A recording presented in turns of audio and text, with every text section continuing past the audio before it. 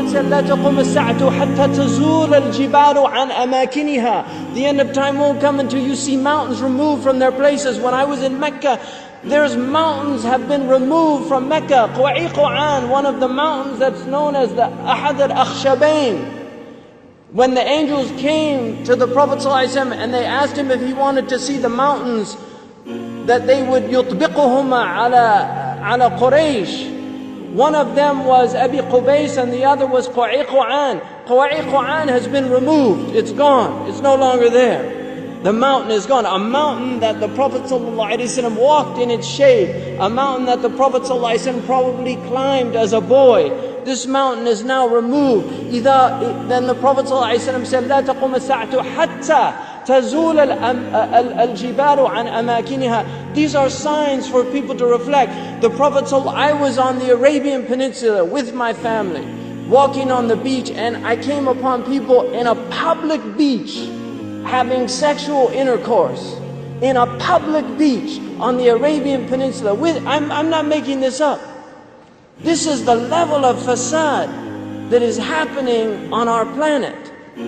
The Prophet ﷺ said, لا تقوم الساعة حتى يتهارج الناس تهارج الحمير. That the end of time won't come until people are like animals openly. He said, sallallahu alayhi wasallam, that one of the signs of the end of time is civilized people would walk with their thighs exposed in the marketplaces. بادية الأفخاذ في الأسواق. People, pens, he said, would be everywhere.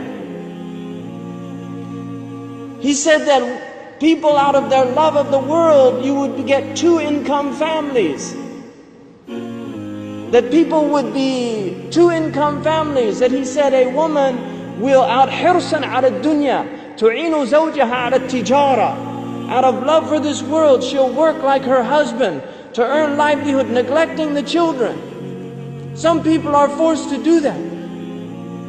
And there's no blame on that. But there's people that just out of love of dunya, they will abandon their children and go out. These are the things that are happening around us. He told us that towards the end of time, you will see the people of the ala, ri'asha yatatawaluna fil bunyan. He said there will be poor people who were the desert people, and they were poor and they were taking care of goats and animals, and then they'll begin to build huge buildings.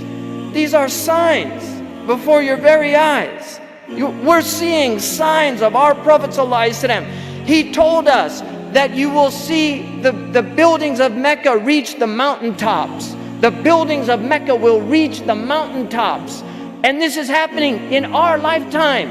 When I first went to Mecca, there were no buildings even close to the tops of the mountains of Mecca. And now it's filled with buildings that are beginning to reach the mountaintops.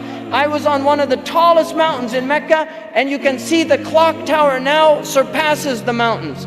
The Prophet ﷺ said in a hadith, he said, إِذَا رَأَيْتُمْ مَكَّةَ بُعِجَتْ كَظَائِمًا. If you see Mecca, if you see its mountains with holes pierced through them, this is what it means. بُعِجَتْ كَظَائِمًا وَيَتَسَاوَى بُنْيَانُهَا رُؤُوسَ جِبَالِهَا. And you see the buildings reach or in a riwayah ta'lu, they will actually surpass the mountaintops. And then he said, فَقَدْ أَظَلَّتَ السَّاعَةُ. It means that the sa'a has cast its shadow.